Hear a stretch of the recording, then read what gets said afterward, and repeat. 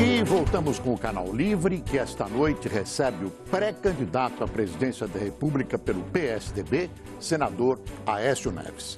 Senador, o Brasil tem feito uma política exterior, eu diria, ensimesmada em direção ao Mercosul, basicamente. O senhor pretende alterar essa política externa brasileira atualmente desenvolvida pela presidente Dilma? Radicalmente e rapidamente. O Brasil, negando as suas melhores tradições, optou por fazer um alinhamento ideológico.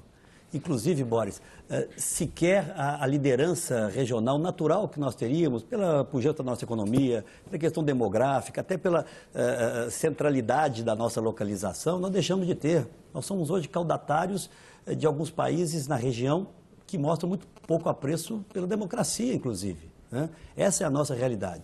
Ficamos amarrados no Mercosul, que não nos permitiu fazer outros acordos bilaterais. O Chile fez mais de 30, a Aliança pelo Pacífico com o Chile, Peru, Colômbia e o México foi embora. Nós ficamos amarrados nesse anacronismo do Mercosul, nessa união aduaneira, que rapidamente, no governo do PSDB, será substituída por uma área de livre comércio que nos permita fazer parcerias com outras partes do mundo. Nesses 12 anos de PT, nós fizemos 3 parcerias: Israel, Egito e Palestina no mundo. O mundo está indo embora, as parcerias estão sendo feitas, o Brasil está no final da fila. Isso significa, senador, sair do Mercosul? É essa. Não, eu acho que criar novas regras que nos libertem, porque hoje nós não podemos fazer parceria nas regras atuais se não houver a concordância de todo o Mercosul. Então, transformar o Mercosul numa área de livre comércio nos possibilitará, além de buscar ainda uma interlocução na região, nos possibilitará buscar parcerias com países afins, com países onde haja complementariedade na nossa economia. Nós somos, hoje, a 7ª maior economia do mundo. E somos apenas o 25º maior exportador do mundo. Somos ainda uma economia extremamente fechada. O Brasil tem que ter a capacidade de definir uma estratégia de desenvolvimento, inclusive industrial. Quais são os setores onde nós somos competitivos? Quais são os setores onde nós podemos efetivamente ganhar escala e ganhar novos mercados? Esses têm que ser estimulados. E não é o que vem acontecendo. De 2003 até aqui, no período PT de governo, nós fomos o país que menos cresceu na América do Sul. E olha que nós não estamos falando de grandes tigres econômicos aqui ao nosso lado. Isso não é razoável, isso não é justificável. Ano passado nós crescemos mais do que a Venezuela só. Ano retrasado mais do que o Paraguai. Fala-se muito hoje num tema que também vai ter que ser discutido na campanha eleitoral, do pleno emprego no Brasil. Isso é importante. O Brasil vem tendo níveis de desemprego baixos, apesar de uma preocupação crescente nossa em relação a alguns indicadores que estão sendo, de alguma forma, evitados, alguns indicadores que estão sendo tirados da sociedade via IBGE, como aconteceu recentemente. Essa é uma realidade, enfim, que me preocupa e me preocupa muito. Mas o fato concreto é que nos últimos 2 anos nós perdemos alguma coisa em torno de 2 milhões de postos de trabalho acima de 3 salários mínimos. Será que nós vamos querer ser definitivamente o país do pleno emprego de 2 salários mínimos? É que a indústria brasileira tem sofrido muito nesses anos todos e é preciso de uma política, que talvez cambial, para cuidar da indústria. Ao que nós éramos na época do nosso conterrâneo Juscelino, da década de 50, exportador de commodities. 13% apenas da constituição, da composição do nosso produto interno vem da indústria.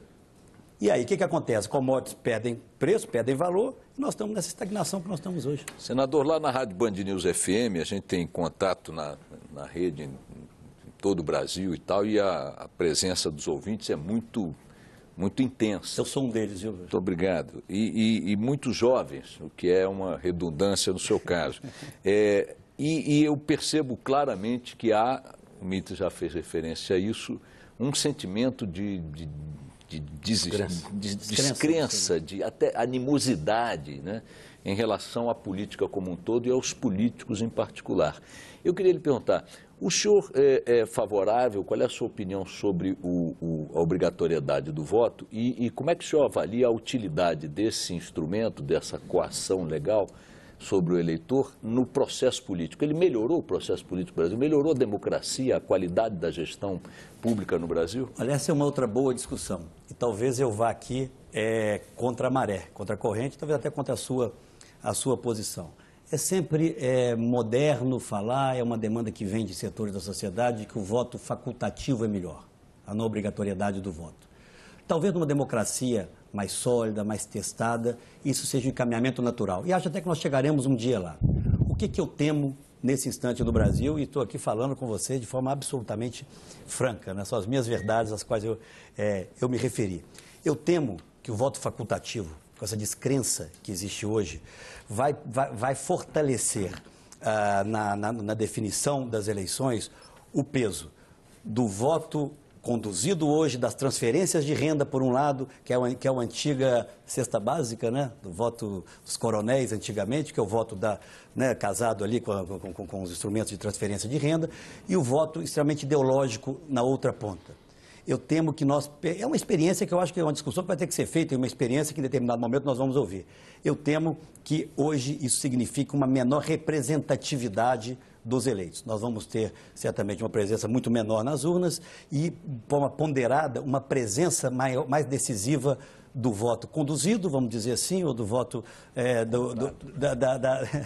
o voto do favor, ou o voto do agradecimento, vamos usar um termo mais leve, o voto do agradecimento, e o voto ideológico. Eu temo que uma parcela, como muitos de nós aqui, ou muitos que estão nos ouvindo, que têm opiniões, que não têm vínculos determinados com esse ou com aquele partido, mas precisam ajudar a encontrar o melhor caminho para a sua comunidade, percam poder. Eu, por enquanto, eu prefiro, é uma discussão, inclusive, dentro do meu partido, muito aguda. Talvez até o voto facultativo dentro do PSDB seja majoritário. A mim, claro que será uma decisão do Congresso, mas eu não me furtaria a dar a minha opinião. O por enquanto já respondeu. O senhor acha que, teoricamente, o voto facultativo é muito mais amadurecido politicamente do que o voto obrigatório? Eu acho que sim, mas até por esse momento que nós vivemos, de um distanciamento crescente dos jovens, de parcela da sociedade, do processo político, o que eu temo é que esses dois perfis de eleitores, o eleitor da reciprocidade, o eleitor que recebe o favor do governo e o eleitor vinculado ideologicamente, acabem tendo um peso decisivo em inúmeras eleições. Não sei se isso é bom, mas é uma discussão aberta. Deixa eu só uma vírgulazinha, assim, com 62 anos, quando mais ou menos que eu devo esperar que a democracia fique madura para eu poder não votar livremente? Não sei, nós recuperamos a democracia a partir de 85. Não vai dar para mim, senador, é isso que o senhor está querendo dizer. Morrerei sendo obrigado a votar. Você passa do 100, esse bom humor, então. A internet hoje ocupa mas é uma discussão aberta. Eu estou dando aqui a minha opinião pessoal, mas eu sou democrata. Mas os países de democracia mais avançada e aperfeiçoada, evidentemente, já discutiram, já chegaram onde o Boixá quer chegar. Podíamos plagiar. Nós vamos chegar lá. Senador, a internet tem hoje nas campanhas um papel central, infelizmente um papel muitas vezes deletério. É ali por onde escoa o lixo da campanha, as piores acusações. Esse ano a briga começou bem cedo. O senhor andou tentando impedir que menções caluniosas à sua pessoa fossem veiculadas por essa rede. Eu quero saber como é que o senhor vai enfrentar isso. O senhor vai enfrentar pela via judicial, pela via política? Se o senhor também está montando uma equipe para fazer o jogo sujo, como é que vai funcionar isso?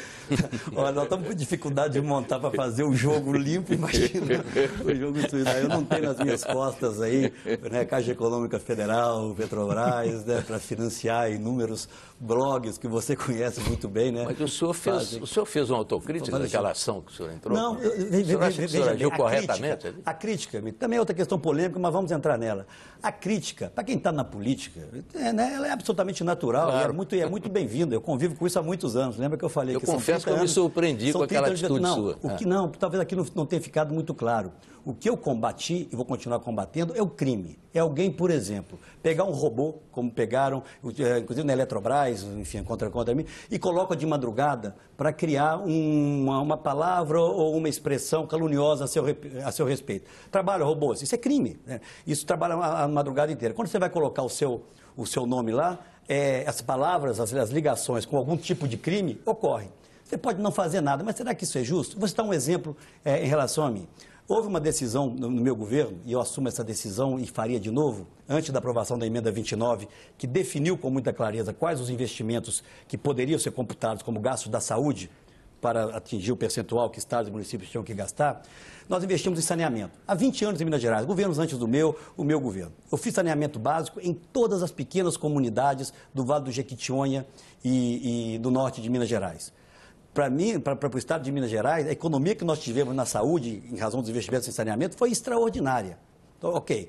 Após a emenda 29, isso não poderia mais ser computado. E eu aprovei a emenda 29 e, obviamente, fizemos de outra forma, não nos recursos da saúde. Uma promotora, o direito dela, entrou e de forma absolutamente legítima, entrou com um processo contra o governo, na época, dizendo o seguinte: o governo de Minas é acusado de desvio de finalidade. Aquele recurso de saneamento não poderia ser computado no gasto da saúde. E aprovado pelo Tribunal de Contas por unanimidade o tempo inteiro. Tá? Aí o que faz esses blogs? Um desses blogs um desses sites pagos pelo governo federal, bota assim: governo do Aécio é acusado de desvio. Fica aí, não desvio de finalidade. Isso significou o quê? Quando colocaram robôs nessa história, tinha 50 mil sites espalhados pelo Brasil, dizendo que a Aécio é acusado de desvio. Você bota lá Aécio Neves, na Wikipédia, lá no Google, Aécio Neves. Aécio Neves, primeira coisa que vem, acusado de desvio de 4 bilhões de reais. Era o dinheiro que foi gasto no saneamento. Então, esse tipo de coisa é crime. Eu não acho que a minha filha, que as pessoas que, enfim, acompanham o meu trabalho, na hora que acessarem meu nome, devam ter uma mentira como resposta. Tentei de todas as formas e entrei com uma ação para impedir a utilização de mecanismos que são proibidos na rede. É basicamente isso. Isso acontece com várias outras calúnias. Agora, vamos ter que conviver com isso. Eu acho que está ficando claro, sabe, Panuzzi, para as pessoas, essa utilização perversa, né, por determinados setores, da maior conquista do nosso tempo, que é a internet, que é a rede, é a informação. Né? Eu acho que nós vamos aprendendo com isso. Senador, duas áreas, uma urbana e a outra nem tanto, embora um pouco urbana também, tem